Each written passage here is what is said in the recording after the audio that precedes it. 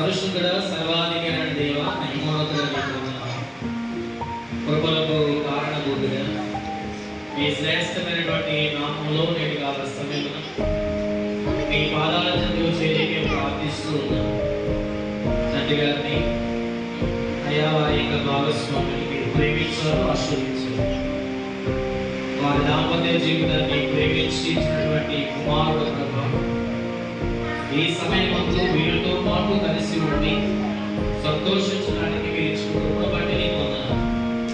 కాబట్టి కట్ చేస్తుండగా దానిలో అనేకమైన రుచులు అనేకమైన రీతిగా వీళ్ళ యొక్క జీవితంలో కూడా అనేకమైనటువంటి ఆశీర్వాదాలు రుచి చూడడానికి కృప చూపించండి. మీ ఉన్నత ఆశీర్వాదం కృప చూపించండి. యేసు అతి శ్రేష్టమైన నామములో ప్రార్థించి వేడుకుంటున్నాము తండ్రి.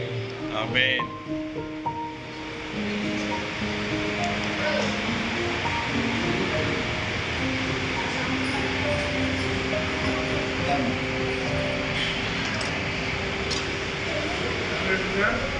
క్లాప్స్ కొట్టండి.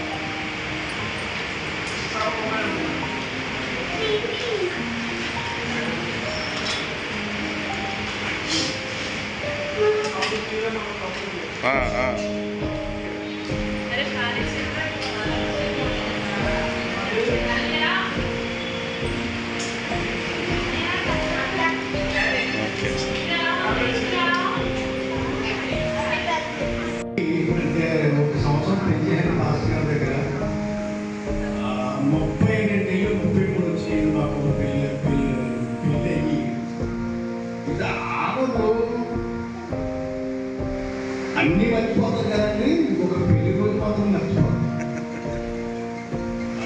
పోలీసులకు ఎలా కుదురుతుందమ్మా అంటే నీకు కుదరకపోతే నాకు అనవసరం పెళ్లి రోజు చేసుకోవాలి. ఇది పొద్దు నుంచి ఇప్పుడు వరకు నాకు 5:30 వరకు కూడా డ్యూటీ ఉంది. ఎస్ఐ గారికి చెప్తే ఎందుకంటే 55 వచ్చేసింది అంటున్నారు, మీరు పెళ్లి రోజు ఏంటని అంటున్నారు. అతను 55 వచ్చినా 56 వచ్చినా ఇంకా మేము దేవుని కృపను బట్టి సజీవులుగా ఉన్నాం సార్. ప్రతిజ్ఞానం చేసుకోవడం గొప్ప విషయం.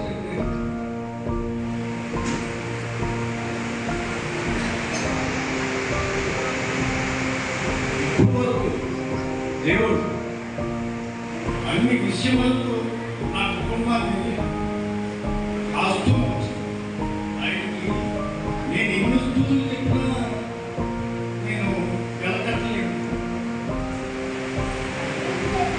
నన్ను గొప్ప విషయంలో అడిగా ఎప్పుడు వస్తున్నాను అంటే నాకు సర్ప్రైజ్ ఇవ్వాలని ఉన్నారో లేకపోతే ఏమనుకోడు. ఇప్పుడు నాకు సెలవు లేదు కానీ అన్నాడు.